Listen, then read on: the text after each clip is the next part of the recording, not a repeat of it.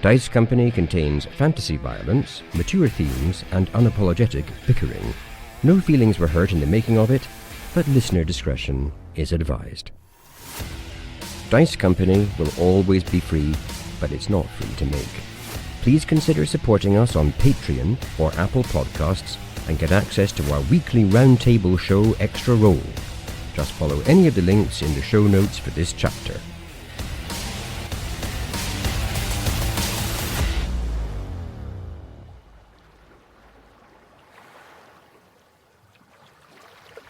Following the visit to the Highmore estate, the Order of the Heron get a good night's sleep.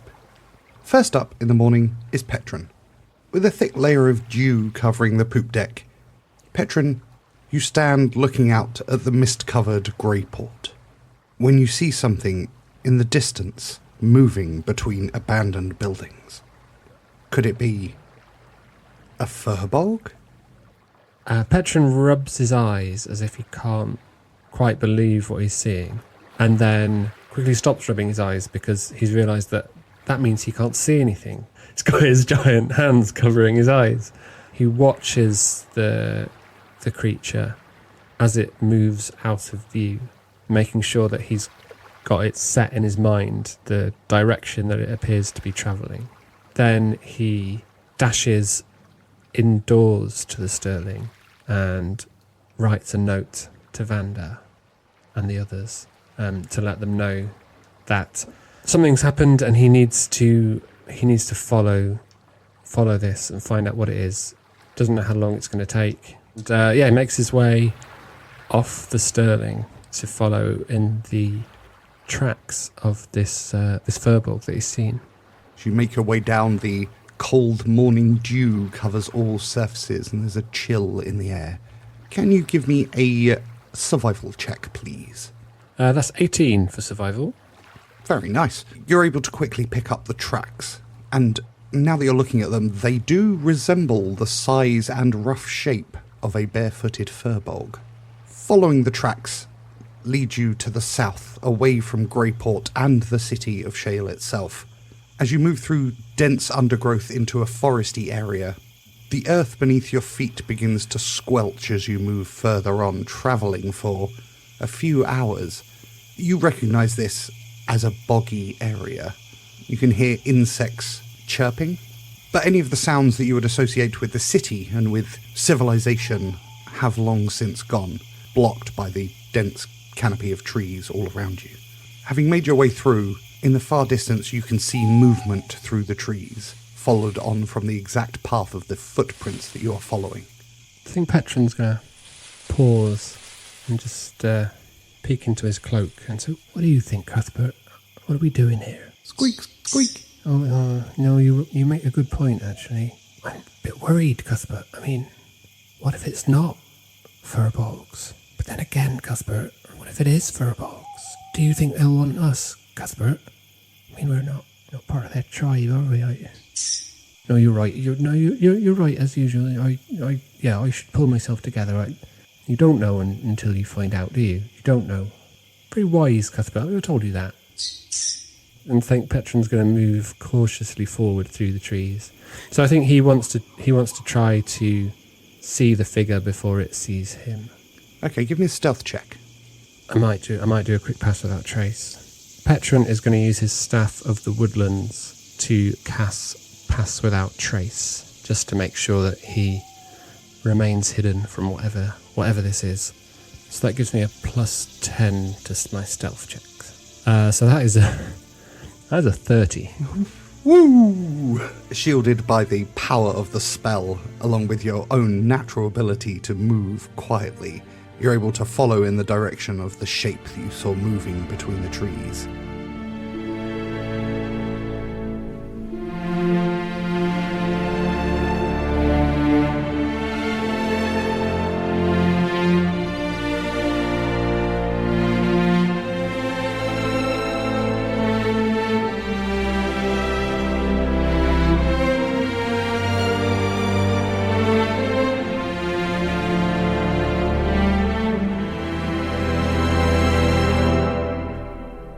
Welcome one and all to Dice Company's Small Embers Chapter 74, where a group of friends weave tales of triumph, heroism and despair under the guise of playing Dungeons & Dragons. My name is Tom, and I'll be your DM through the continuing adventures of this party of awesome heisters. Party of awesome heisters, please introduce yourselves and tell the audience one fun fact about your characters. Hi, I'm Alex, and I'm playing Seeksorrow, and my fun fact this week is that Seeksorrow thought it would be funny to keep a cute but snappy little animal in his right pocket, so that if ever a pickpocket came along, that pickpocket would get a nasty surprise. So I was chatting to my kids, and I suggested maybe this could be a snapping turtle. So any nasty pickpocket gets a crunch from a turtle. But my 6-year-old daughter got hold of this fact and has decided that the animal in his pocket is in fact an adder. Oh, that's actually quite dark.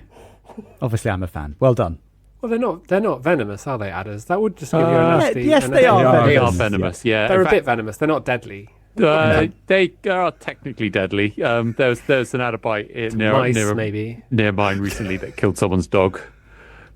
It's a Labrador. There's a dog. No one cares about dogs, right? No. Wow. Famously, God. Wow. Vander would. Oh, hang on. Well, it's not throwing shade at Vander time. That is about the DM's carte blanche hate for all animals, specifically dogs. Oh, I assumed that was when Alex got that dog killed in your Mothership game, to everybody's horror and disgust. That's what I was doing. I was That channeling wasn't out. Alex, that was Kenneth Noisewater. You can't blame me for all my characters' wheelings and dealings. He was a survivor. He did what he needed to. Exactly. All right, Doc. Possibly more than he needed to. I mean, it had no material effect on the game. This is a fortuitous segue. It better be good. Are you ready? Are you ready for this? Oh, God. Hi, I'm Charlie, and I play Vander Finnick. Vander has been reflecting on his promise to atone for the many tasks he has filed under necessary. In an effort to soothe the group's gentle hearts, he has begun compiling a list of redemptive acts. And the list so far is as follows. Offering unexpected hugs. Brushing stray hairs from companions' faces. Stroking their cheeks after violent encounters and whispering, "You survived beautifully." Tucking them in at night. Apologising to corpses. Leaving handwritten notes in their pockets saying, "You're never alone," which could be, of course, Vander's death, now we know that. Highlighting unexpected positives, like telling wounded friends, "Your pain makes you interesting," and waking party members with soft lullabies sung from out of sight. And finally, loudly applauding when someone successfully completes what Vander regards as a trivial task. I mean, all of those could be construed as creepy and or sarcastic. I would not be excited to put my hand into my pocket, pull out a piece of paper that I hadn't realised was there, and read the words, "You're never alone." He's new to redemptive acts. I think you guys are stamping on the, a little spark of joy here. I think you need to let it burn into a beautiful flame. I think like 6 of those were technically assault. Vander's lawyers surprisingly advised him to go no comment at this point in proceedings. Hi, I'm Harry, and I play Tok, an imposing 6'8" automaton.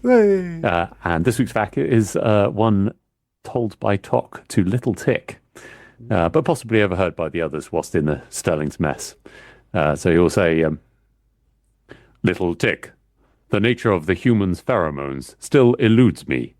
The evidence for their existence appears convincing, however. The complexity of their social stratification rivals the collectivist insects. Vander has implied, through the spreading of infectious joy, that it might be a symbiotic animalcule or archaeofungi, and thus may be effective, yet remain odorless. Pathogenic experimentation is difficult. Perhaps Petren will assist us, and Tok will pass a note on his tablet across to Petren." Father, you use too many words! And please remember, a banker is a fellow who lends you his umbrella when the sun is shining, but wants it back the moment it starts raining. So let's turn the page on the next chapter of Dice Company.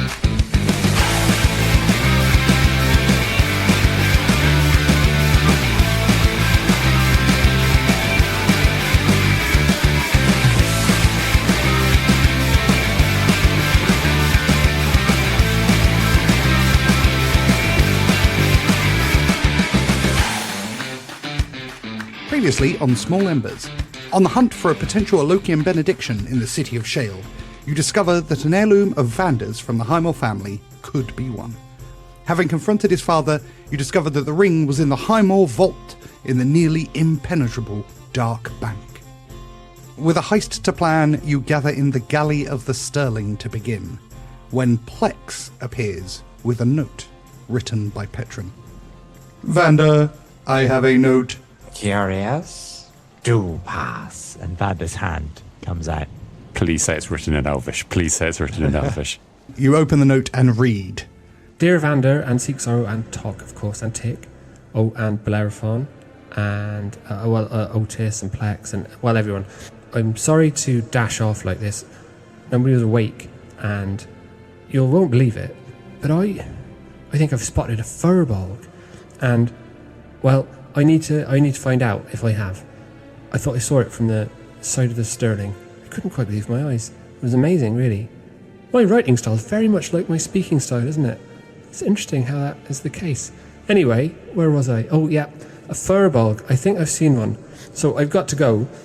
I know you won't mind, Vander. You're always wandering off when you've got something you need to do, so I understand that's fine to leave the party from time to time. So I'm going to go. I don't know how long I'll be, so it could take a while. Firbolgs are wily and hard to track. Let's say I'll be back certainly in 6 days. I'll meet you on Sterling here.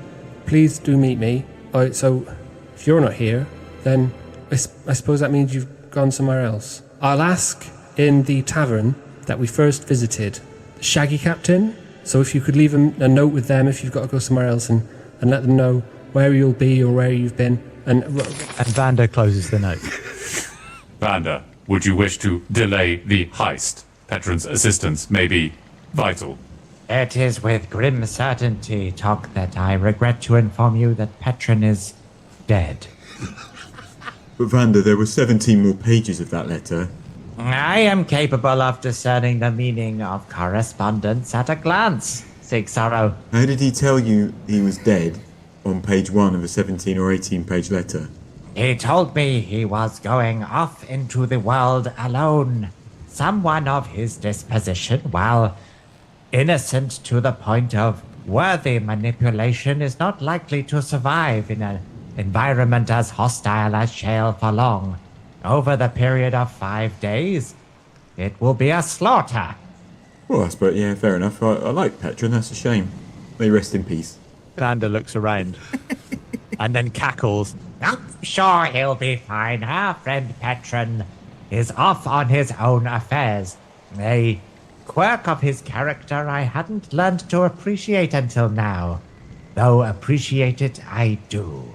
I'm afraid, boys, the heist will be up to us. Which brings me nicely to the question of how to go about it. I would suggest we would require information about the bank, Vander. Wrong again, Tok. What we require is a planning atmosphere. Otis, light the candles and stoke the fire. And do get me my thinking pipe. Yes, Vander. And he gets you one of those hats that has a bobble but flops to the side. Vander doffs that, strikes a match off the table, and begins puffing away on his pipe. Now, to discuss the Dark Bank. Firstly, there is the matter of entry. And Vander looks into the middle distance. Presumably, the bank has customers, people, humans, who would enter and leave. Vander places his forehead in his hand. I know how we can enter the bank, Tok, but it is not prudent to reveal such details so early in the planning phase. One must stare into the middle distance in quiet introspection before revealing such things. Now allow me a moment so that we can present this as it should be done. I apologize. The nuances of human psychology are unknown to me. Then allow me to demonstrate. Otis, the violin. Yes, Vander. And he begins playing a lament on the violin.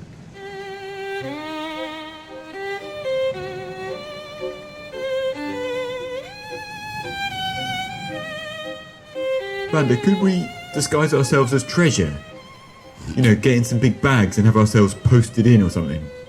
God, Seeksorrow. Like a big like sack. You know, like a big brown sack with a money sign on it. I bet they'll think that's treasure. They'll pop us straight in the vault. You would be welcome to enter the cloak, though time would be limited. I estimate 10 minutes until you would perish. Your ideas are bilge. This is not how planning is done. Planning is done with string. And Vander produces string. You place it in complex patterns demonstrating connections others cannot see. There are phases to plans, each more ingenious than the last. That is how planning is done. Oh, that's exciting, Vander. Could I have a ball of string too? Of course you can, Seeksorrow. And Vander produces a different colour of string. But Vander, why would you not merely build such connections within your mind? I, as a master planner, do exactly that, but it is the performance of the thing talk. What is the use in a heist if one cannot feel alive whilst planning it? Success. Success is a matter of perspective. Now, what we need are pins. And Vander stands up and goes over to a sideboard, opening a small tray where there are pins, and he spreads them across the table. Seeksorrow stands up and starts putting pins in the table and wrapping the string around them to make a pattern of string and pins. A noble start, Seeksorrow. We will call that the idiot string. String must be symbolic of ideas. That's very nice of you, Vander, but let's not forget I'm a massive person with an axe. The first useful thought you have said. Perhaps we can make that an idea within the wider plan. And Vander puffs on his pipe angrily that his planning phase isn't going as he'd hoped. 20 minutes later. So what you're saying, Vander, is that we could go up one wall and down another, and that would we need the string for that? Impractical, as are the 16 hogs you plan to hide on our persons during the process. You think we need more? I'm not sure we can find that number of hogs, let alone carry them into the bank. Oh yeah, I can see that problem. What about Tok's cloak? We could put lots of hogs in there, although I must admit I've forgotten why I suggested the hogs. What are they going to do? If they are inserted into the cloak, they would perish within 10 minutes. Seeksorrow. You must continually refer to the string. As you see, the hogs were represented by this pin here. 2 hours later. Forget the string! Well, we could sell the dead hog meat to your sausage man. I think his stuff was made of pigeons mostly, so it'd be an upgrade for him. Vander's head has rested on the table for some time, and he has been motionless for minutes as his pipe burns down.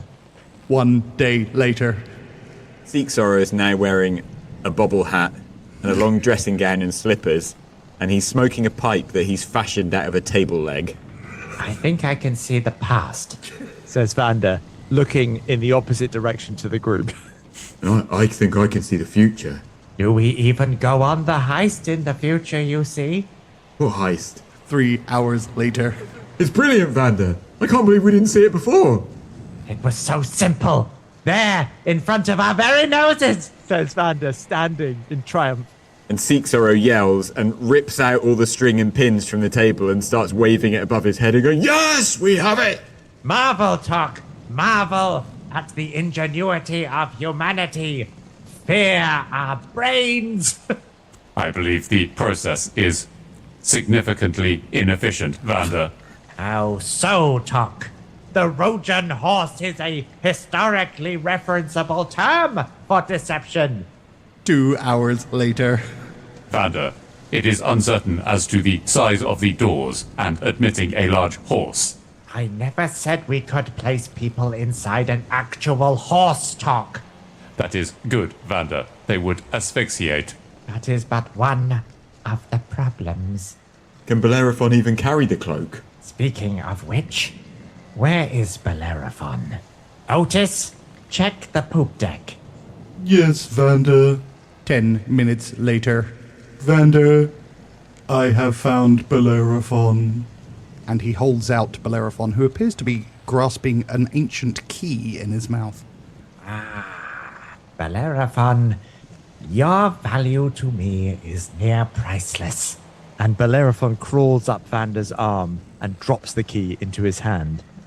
And then licks his own eyeball. We must follow Bellerophon's example and achieve something, Vander says, placing the key on the table. And you see Seeksorrow turns away because he's hiding the fact he's attempting to lick his own eyeball. Vander, I have a suggestion. We may acquire information from the employees of the Dark Bank. You may invade their dreams, Vander. We need to ascertain their identities. Interesting idea, Tok. Were you to be able to draw an accurate visage of one of the clerks, I could use such to enter their dreams, as you say. Well, just a quick idea, Vander. Who would know better how to get into your vault than your dad? Can you go into his dreams? Does he have dreams, Vander? My father's mind is well defended, but he has already served his purpose. The key on the table was in his pocket, where it has resided for many years. Bellerophon was left behind in our little visit to ascertain and acquire the item, which, as you see, he has done. Good man there. So your old man doesn't have a battle lizard of his own? Few do, Seeksorrow. Even fewer possess one who is a fighter. Oh, I don't. Vander, if the location of a bank entrance is known, I will wait outside until an employee's likeness becomes apparent. The Dark Bank are most deceptive, Tok. You may be there some time. I find that to be acceptable. Then, with my blessing, Tok. If Vander will note it on a map, then Tok will proceed. Vander pushes an inordinate amount of string off the table and marks on the map where the bank can be found. Okay, right. Tok is going to proceed stealthily. After he leaves, he will... Give me a stealth check at advantage, please. Okay. Give me a Kiwi check at disadvantage. A 19. Success. Probably. So yeah, somewhere in the city, opposite a bank, a small head is poking up, or a small pipe is poking up just outside of what looks like a very, very dark shadow. Something magical tinkering. The urban submarine has surfaced. The urban submarine. Hashtag urban submarine. Oh, that's totally Tok's superhero name. That's amazing. It's his Rojan name. The urban submarine. Oh, hang on, that's given me an idea. I must look to my rule books. Okay. Was that giving you an idea? To the rule cave.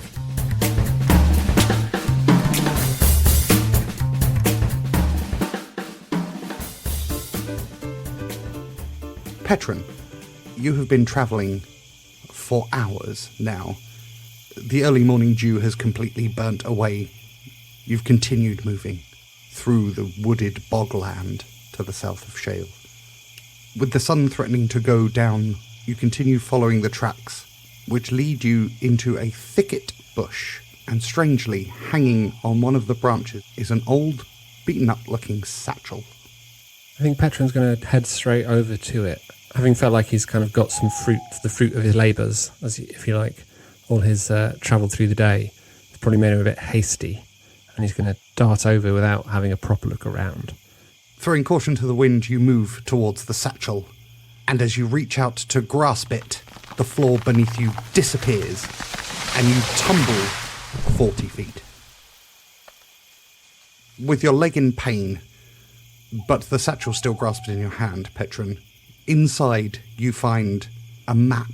There don't appear to be any markers on it, and it appears to have been a hand-drawn one, perhaps by people who live in the area rather than professional cartographers. But you can definitely see the kind of shapes and outlines of a coastal area, like an archipelago. It's not somewhere you recognise, however. Alongside the map, there are a collection of bound parchments which seem to form a journal. Where's this, Cuthbert? Look at this. Oh, Tok would know. I bet Tok would know to get that. Can't move, of course, Cuthbert. Right, what's this journal then? And I think he's going to open that and start leafing.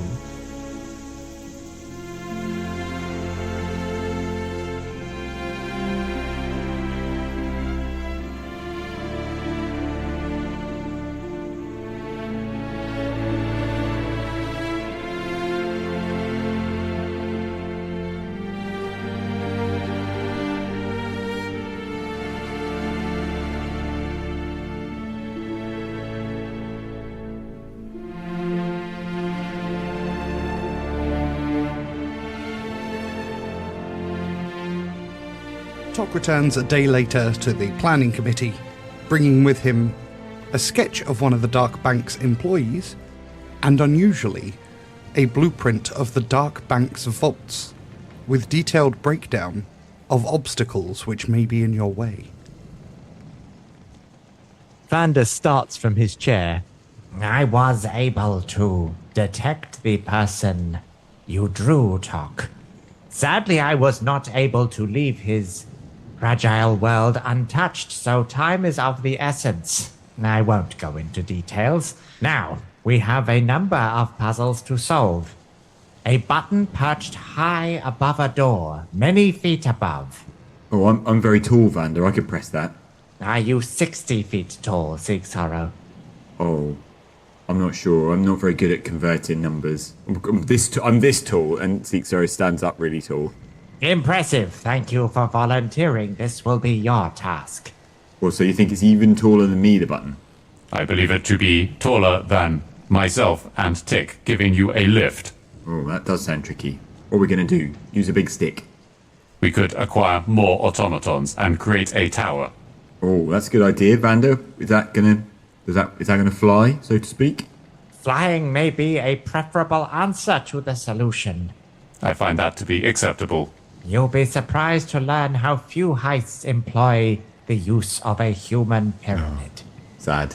Though that does give me an idea. Vander says, thinking carefully. Human pyramids back? I have some shopping to do, but the second of the challenges we will face is a corridor beset with lines of red light, any of which can trigger an alarm if the light is cut from its source. Tok, this feels like a technical challenge. You are correct, Vander. I will attempt a solution. My thanks. The Crystal Maze. It's a technical game. Who's going in? Aztec Zone. You are perceptive, Seeksorrow. I will use crystals in the solution. The final challenge is a most ingenious puzzle of deception. I will apply my not inconsiderable intellect to the task. Seeksorrow, I suggest we re-enter Shale, for I have an item to acquire. Sounds fun, Vander. I'm in. Let's go. Tok, will you need anything for your cogitations? Negative, Vander. I have the materials within the cloak. Intriguing, says Vander, assuming that Tok does have some means of solving that particular challenge. And Seeksorrow and Vander, you head into town.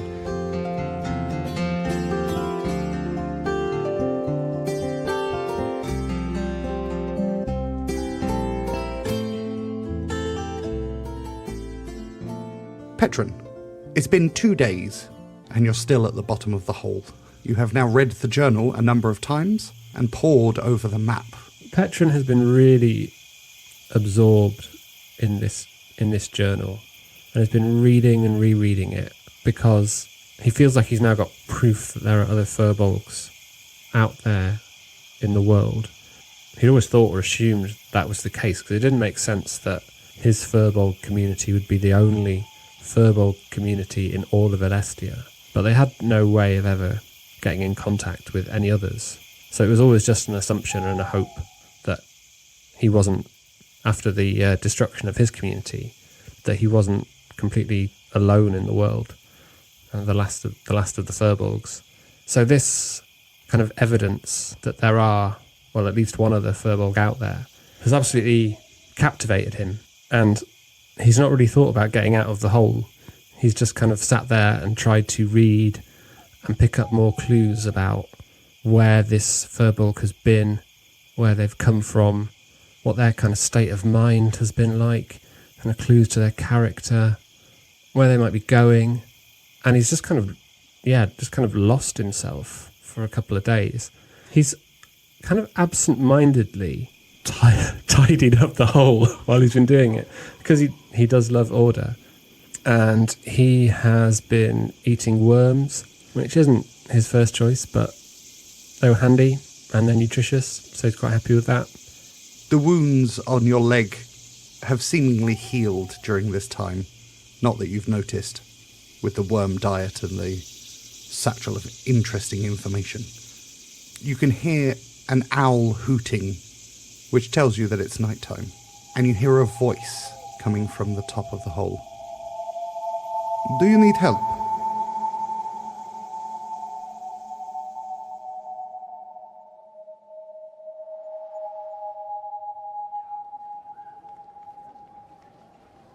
It has been many days since you were last there, having been holed up in the galley of the Sterling with string and pins and smoke and lots of ideas. The town has obviously got over its hangover from Renaissance Day and is a buzzing, vibrant city you pass without notice. It is good to be in the fresh air, Seeksorrow. I confess that even for someone of my constitution, I have smoked rather too many cheroots. Yeah, I was starting to wonder, Vander, your ideas were getting a bit repetitive. Of course. I will try to take that with good grace. Says Vander, looking like he hasn't taken it with good grace. It's all smoke and torture with you, Vander. If it weren't the answer to so many of life's little challenges, I wouldn't be so disposed to using it. Now I have to attend the darker part of town, Seeksorrow.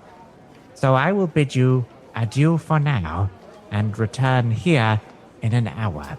Oh, you're just leaving me, like tying me up like a dog outside an inn, are you?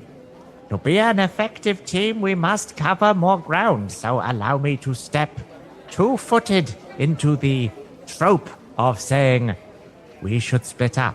Alex is concerned. Goodbye, Seeksorrow.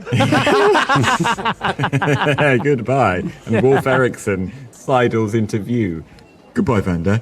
And then puts his hands in his pockets and starts walking along whistling in a kind of weird attempt to look inconspicuous. Give me a perception check. Sorry. Give me a perception check. I don't like it. 13? As you're walking along the street whistling, you suddenly feel a sharp pain in the back of your head as you are struck by something wooden. Ow! What the bloody hell was that? Seeksorrow turns around to see what hit him.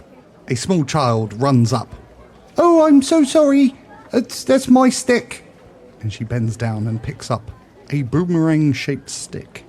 Oh, I suppose that's all right. Why did you chuck a stick at me, though? Oh, it's a come-backy stick. You throw it and it always comes back to you, see?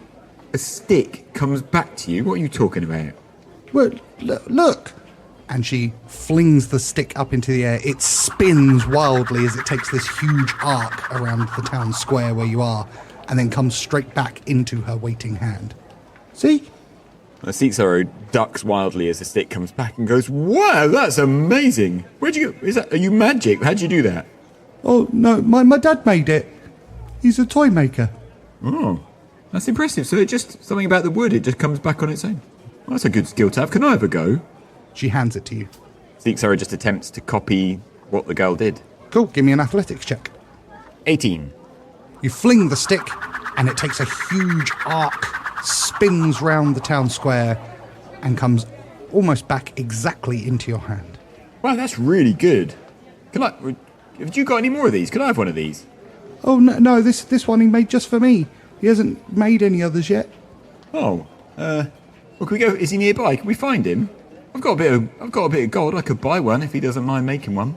She snatches the stick out of your hand. Seeksorrow looks a little bit hurt by that. You can buy this one. Oh, I can buy this. All right, yeah, I'll have this one. That'd be good. How much do you want for it? I'll give you 1 silver. 7 silver. 7 silver. Well, that seems quite a lot, little girl. What are you going to do with 7 silver? What I do with the profits made from this capitalist venture are none of your concern. Oh, gods. That's big words for a little girl. All right. 5 silver. 8 gold. 8 gold? Not related to Vander here. Why has the price gone up so much all of a sudden? Because it has come to my attention that the demand for this stick has gone through the roof and the supply has remained relatively low. I'm going to go on a limb here and say that there's seriously bad things happening in this city. Oh, almost certainly. It's very difficult when the common man can't make a living out of their hard graft. Yeah, well, I suppose there's problems come, don't they, when you separate the worker from the means of production. Exactly. See, you understand. I don't know where that came from. I had a morning as a philosophy teacher. Anyway, never mind. Let's get back to... Look, I could just bang you on the head with this stick and nick it. So how about the original 7 silver you said? Oh, you see this, everyone? He's threatening violence because he can't get what he wants. Isn't this absolutely typical? This is oppression of the working person. So the violence inherent in the system? Exactly. Sorry, little girl. How about we go 8 silver and we just forget this conversation ever happened, because it just feels like a bit painful for both of us. 1 gold. Oh, bloody hell. Fine. 1 gold, you extremely resourceful young woman. Thank you very much. Lovely doing business with you. Good luck with all your future endeavours. She takes the gold coin and hands you the stick. Seeksorrow just stands there holding the stick, watching this unbelievable businesswoman walk away. I think she might do quite well for herself, to be honest. If she can stay alive. Just saying that out loud. Soliloquising. Yeah.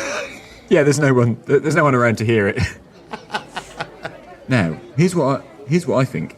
This is a magic stick that always comes back. I think the toy maker must be a wizard, even though the little girl thinks her daddy's just clever with toys. So if this is a magic stick that always comes back and I am going somewhere dangerous, if I've got this stick with me, it will come back. And so I have to come back because I got the magic stick. So he puts the stick in the belt of his trousers and puts his hands in his pocket and carries on whistling, thinking that he's come up with a marvellous ruse to magically guarantee his return from the dangerous vaults of the Dark Bank. Good plan. Good plan, Oberon.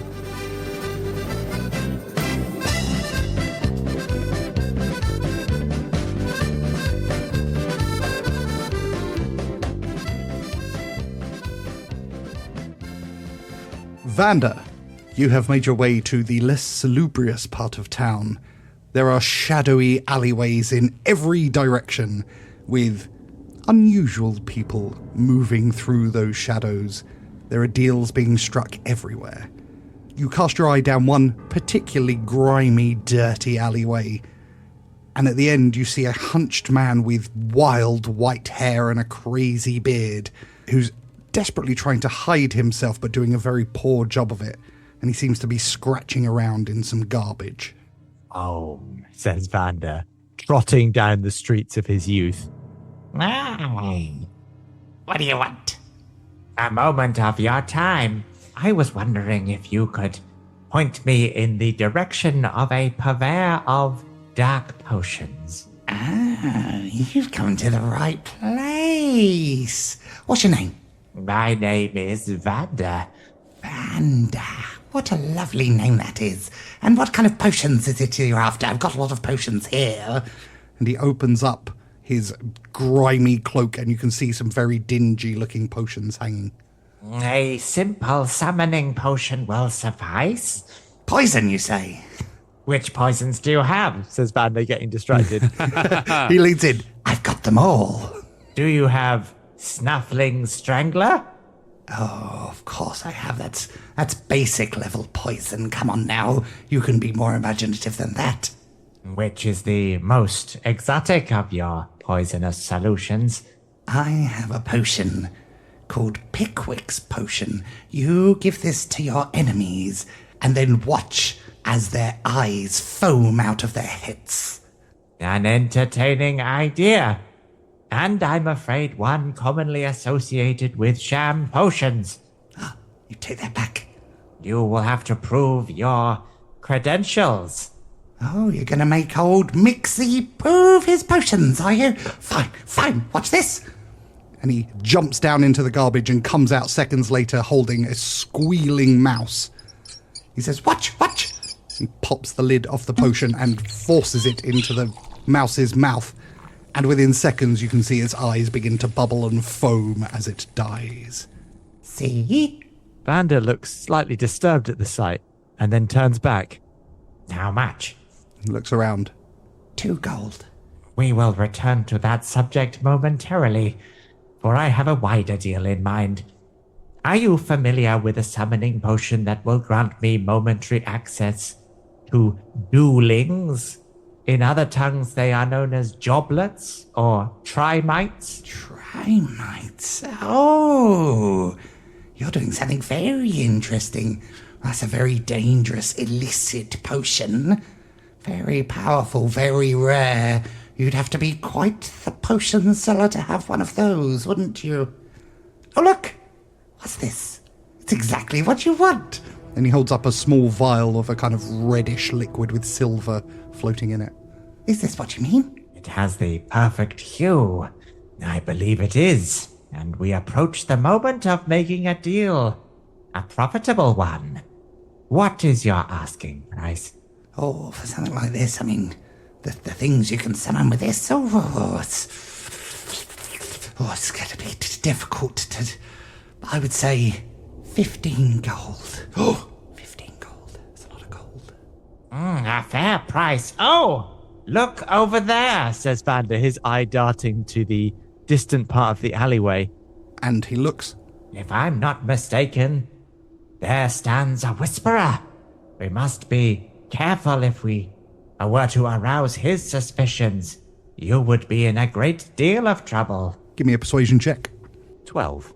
Oh, I don't like those whisperers. They get everywhere. Indeed. With hands as gnarled as mine, I am confident that I could pass you 12 gold without it clinking. 15, however, I risk dropping some and alerting his suspicions. What's that? And now he looks down the alleyway in the same direction you did. Who was that?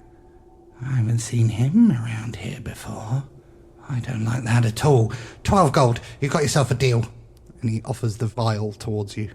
And Vander slips the gold into his pocket. Lovely doing business with you. Goodbye. And he runs and jumps through an open window. I missed this place. It works like a script every time. Right down to the window. Give me a perception check, please. 11. You look down the alleyway in the direction that he looked, but you see nothing. Ow. Vander says, his mind returning to the wider heist. Trust the crew. Trust the crew. Must trust the crew. And then he shakes his head and begins to shamble back to the meeting place.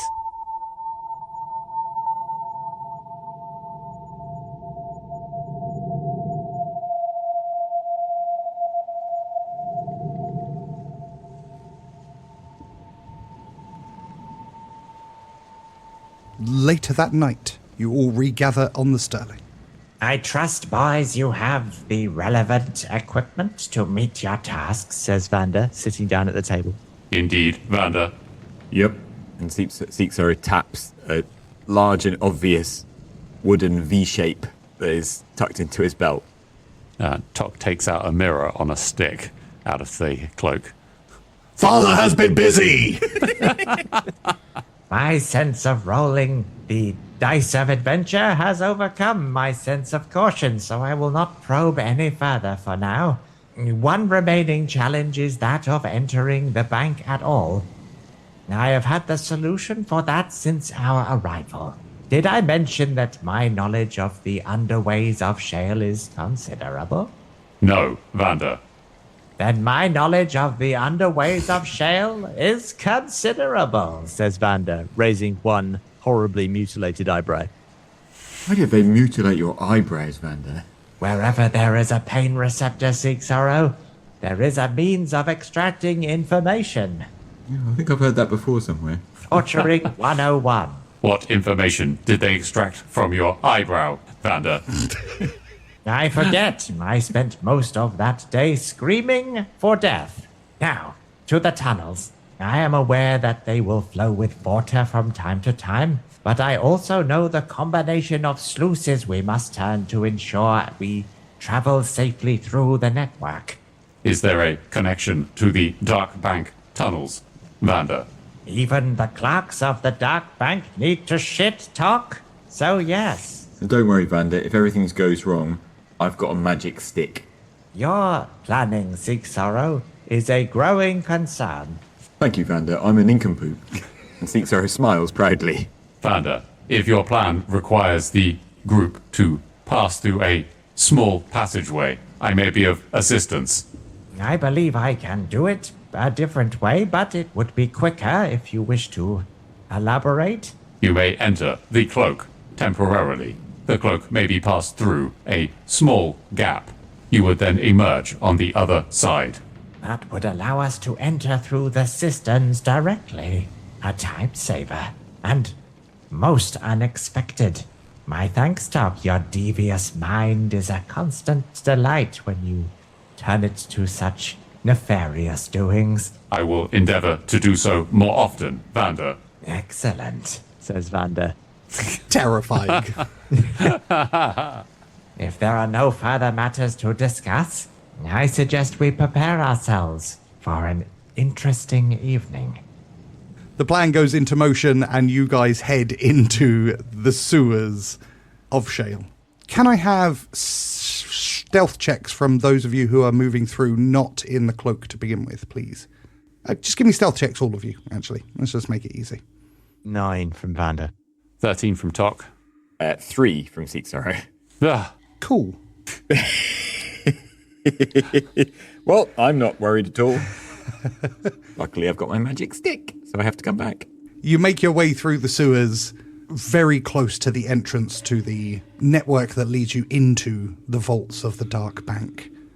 We have arrived at the intersection, Vander says, pointing his cane down various sewerways which lead away from the central point they've reached. The entrance to the Dark Bank, as we will see it, is 50 feet in that direction. But Vander's eye is drawn to a different tunnel, and he shudders. What are you worried about there? Some sort of monster roving in the tunnels down here, do you think?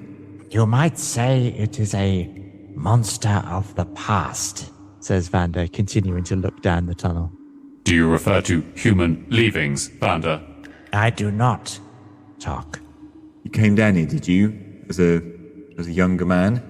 I and my friend used to use these tunnels as a means of transport, a way of passing through the streets of the city unseen. And it's a bad memory, is it? Didn't something bad happen to one of you? This may be a site of regret for me. I don't want to skip ahead in the story, Vander, but did you cut his fingers off for some reason? A lot of your stories seem to end that way. This was before my transformation to renowned torturer. At that time I was a buccaneer, a soldier of fortune, a highmore. I was above such things, though clearly I was even then capable of foul deeds.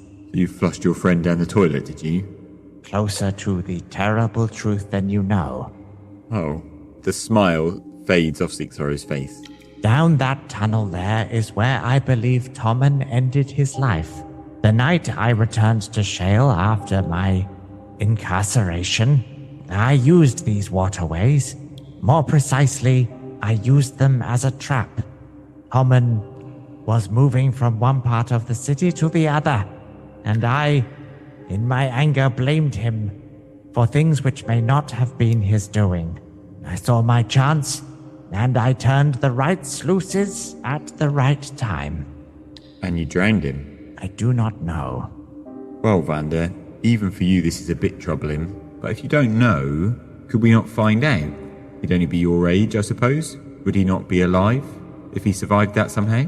I have spent vast tracts of my life, Seeksorrow, craving knowledge. But in this one instance, I confess, I fear finding out. I can understand that, Vander. But I think maybe you ought to. Feels like leaving it in the air might only make it worse, although I understand that finding out the bad news might make it feel like it was all happening again.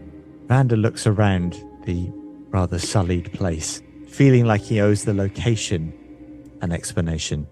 I regret it, he says simply, bitterly.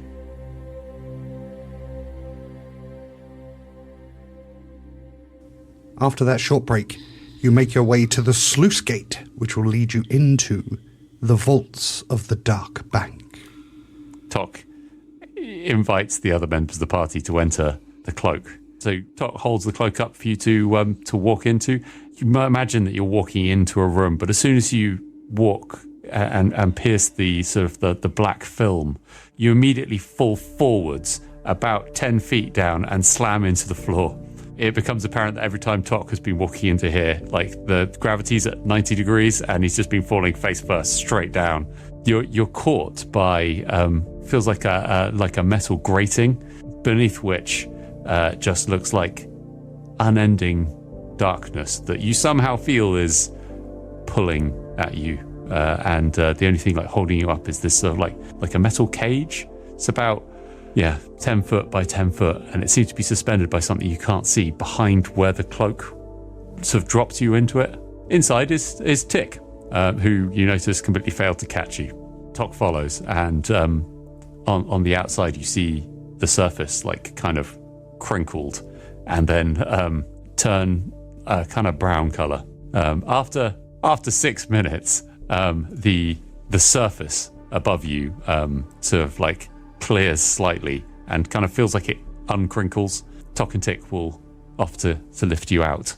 Bones, says Vander. Yeah, so you find yourself within the like toilet room in the dark bank. Little Tick is sat nearby, just very, very brown and smells awful. I must be cleaned, father. That is correct. In the meantime, we can hide the smell with smelling salts. And Tok will produce smelling salts. And little Tick will hold his hands out ready to be bathed. Alternatively, Vander, I believe you have the capability of cleaning. Clean me! Vander looks at them both, but the smell is overpowering, and he just reaches a hand towards Little Tick and casts Prestidigitation. And having found a unique way to negotiate your way into the vaults of the Dark Bank, you leave the toilet area and cast your eyes down a long chamber with a gold inlaid door at the end, beckoning you on. And we will end it there.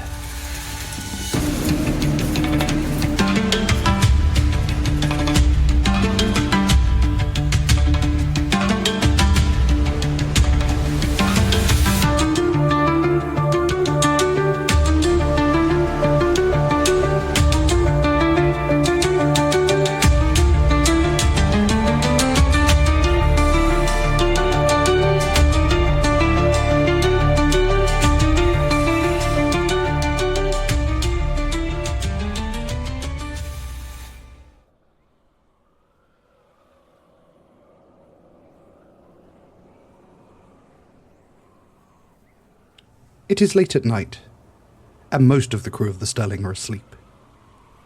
Tok returns from his day scouting an employee of the Dark Bank, but takes a detour once he reaches Greyport. Heading towards an abandoned windmill, he commands Little Tick to oversee proceedings and make sure that he is safe. In the darkness, he waits, his eyes fixed on the bridgeway leading to the city. Tok, you hear the now familiar clanking of metal feet. The automaton dog Spike approaches, accompanied by Gearhead. Give me a stealth check. Oh, that's not great. I rolled a natural 1, 11. I have to say, Tok, you sure know how to find some interesting places to meet up. It is good to see you again, Gearhead. I am glad your rage has subsided. I always get control of myself in the end, but it usually takes a lot more time and a lot of effort. But it's so good to see you. How have you been? I am sad to report we have not been entirely well. Oh, how's that? Our companions have been lost. It is always difficult to lose people. Augustus and Benny are not with us. Vander has found new companions for the Sterling. Are those the people I met in the alleyway? That is correct. If it's not too painful to answer, what happened to them? Benny chose to leave us. Augustus was slain by a vampire. The vampire was destroyed. Not a happy ending, but at least there was some measure of revenge. That is correct. I have to say, I was surprised you reached out. And to meet up, presumably without your friends. Some might call that a betrayal. Our meeting is not a betrayal, Gearhead. I wish to learn. You are a master artificer. I see. And here I was thinking you'd made the logical decision to leave the manipulator behind and join with me. I'm not going to lie. It's a little disappointing. But I do at least understand. There are things other than logic that motivate our decisions, Gearhead. Is that right, automaton? It is experimentally verified. And there's the talk I know and love. Well, let's get down to brass tacks, shall we? You want training, information from my not inconsiderable technological prowess. But answer me this. What do you have to offer in return? I have information. So Tok will take from his pouch several blueprints that he has been collecting as the adventure has gone on. Primarily, there is a blueprint for a Cloak of Wonder. There is the blueprints for the Staff of Magi that they acquired from the library in the Citadel. And last, there is the blueprints for an hour of undead slaying that might have been a little bit forgotten about before our recent adventure. Oh, and I suppose you use these to get your revenge on the vampire. Unfortunately, there was no time to collect components and craft before the fight. Oh, isn't that just the way of life? I have to say, Tok, these are not insignificant blueprints. Quite impressive. There is an additional blueprint. It is an invention of my own. Do tell. Tok will produce a blueprint, but he has an example. The cloak that he has been wearing recently, the dark cloak that sort of has been able to enter, is a portable hull. Now, Tok is unaware that this may have been invented by someone else before him. So as far as he's concerned, he has discovered a new thing. And one of the key ingredients was kind of like the soul or the connection to the negative energy plane that was possessed by the vampire, Wolf Eriksson. So contained within the cloak is that. Well, Tok, these are very impressive. This one for the Staff of the Magi in particular. I'd love to add it to my collection, if I could make this. It's very valuable to people who covet such things. The components are not trivial to acquire. I can imagine. Unfortunately, I still have contacts on the black market. Even the rarest items can be found there. For a price. So, I'd like to negotiate at 80% of potential value. She taps twice on Spike's body, and a compartment opens up, revealing a bound leather book stuffed with parchments and blueprints, each with extensive notes and annotations. So my question, I suppose, is what exactly are you after? What is it you're chasing? What dreams can I make come true? Because something of this legendary importance deserves a trade of equal importance. And you know, I just might have the thing. So tell me, Tok, what do you know of planar travel? I have traveled the planes with Vander. There is a rift. It links to a number of planes. There was a dark plane with the Dark Tower. Residing there was a red dragon, Cinderim. He was released from the plane. He is under the control of the Emperor Salazar. I have made an additional planar journey to the plane of Concordia. It was pleasant. Ha! I knew this would be something of interest to you. She pulls out one of the blueprints. This is something of my own creation. Something that I've toiled over for decades, but I've never quite got it working. Perhaps you could. She hands you the custom blueprint titled The Cubic Gate. The value of the item is 95,000 gold coins, and the ingredients you need are either 5 skulls from creatures CR 15 and above, one for each of the planes, or 5 coins, arcane coins, one for each of the planes, which allow you travel to that location. There are additional artifacts I wish to construct. I believe there is a folding fortress created by the artificer Deern. She flicks through and then pulls out a blueprint. Oh, would you look at that? I got that one. The red dragon in the dark plane. I believe it to be an enemy. Do you have any artifacts that would assist in the slaying or injuring of a dragon? Well, as I'm sure you know, there are plenty of weapons out there specifically designed for killing dragons. I can definitely... And she flicks through. I have a dragon slayer weapon right here. She pulls out the blueprint. But I'll be honest with you, Tok. I'm already trading at well above my standard 80%, but I do like you. So, I will give you the cubic gate and one of the remaining 2 blueprints you've identified. Would future trade be acceptable? If you had other blueprints to offer, of course. I have an artifact to trade that may be of interest. Oh, you've been holding out on me. Well, whip it out. It is Ascending Stone. The artifact is not the essence of its value. The holder is the essence of its value. There is a spy in the Fingers prison. Would control and communication of the spy be of value? Well, that would certainly be of great interest. Don't you agree? And from the shadows behind you steps a figure, tall, slender, clean-shaven, with a neat blonde side parting. Yes, that would be of great interest to me. Well met, Master Tok. I've heard a great deal about you.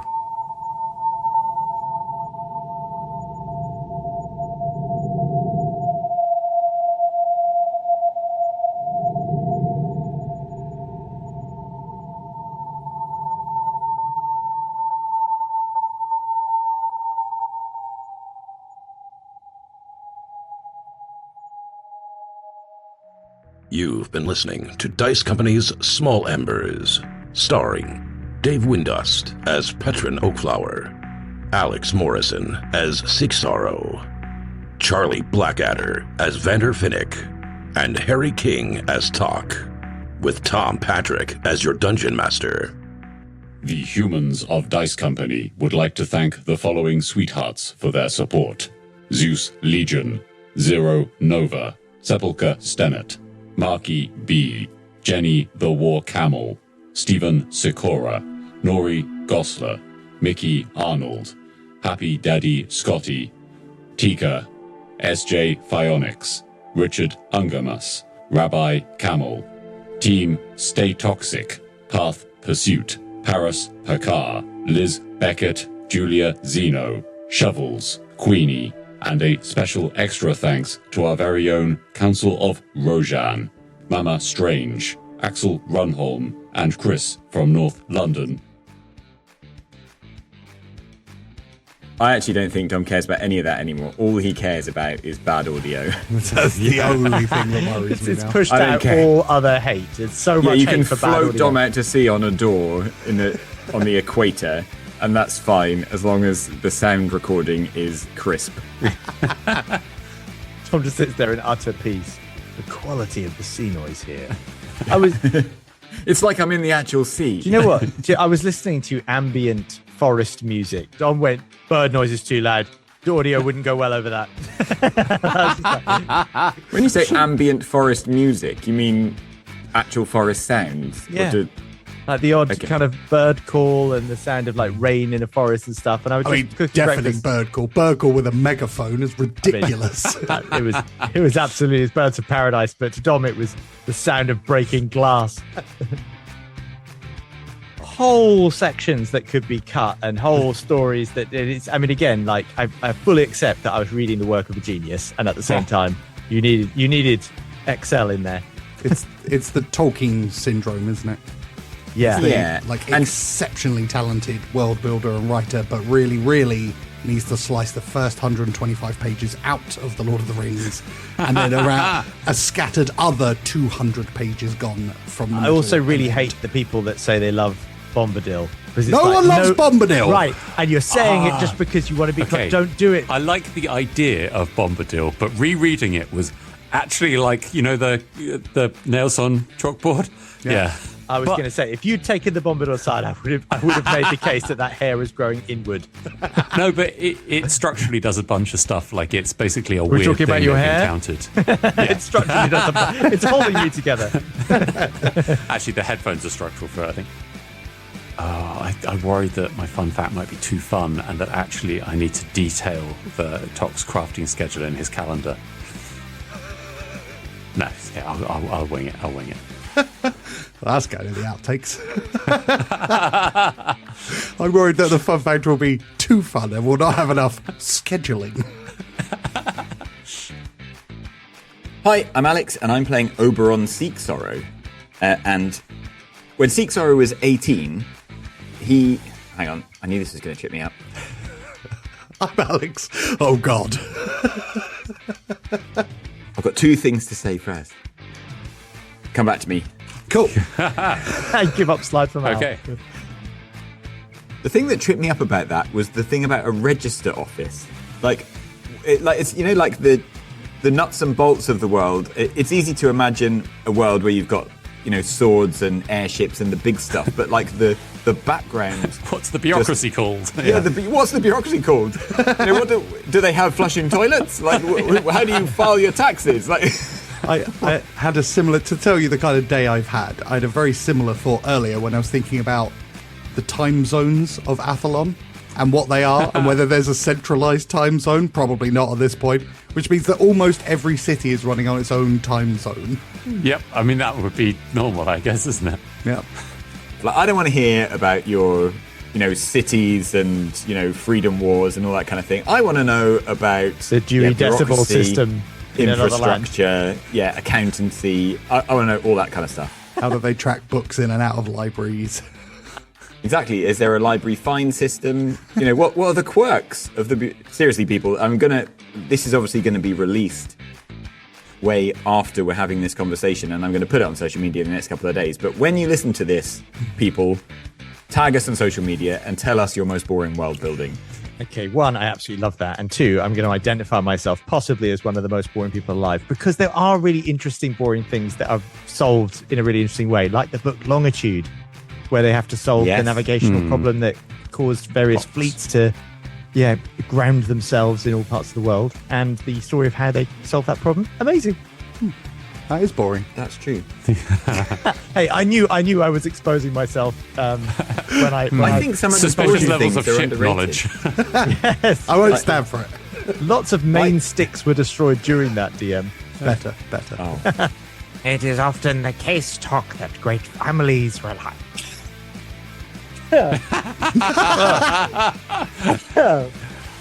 One second.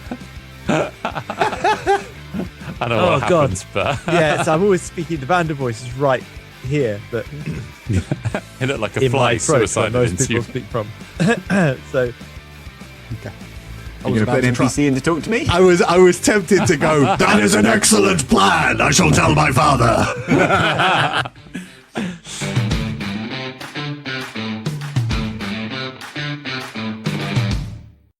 lore. Thanks for listening. Please consider supporting Dice Company on Patreon, where for the price of a cup of coffee you get access to a whole other show, Extra Roll, as well as an ad-free listening experience. The Dice Company Discord server, along with our socials, can be found on our link tree in the show notes.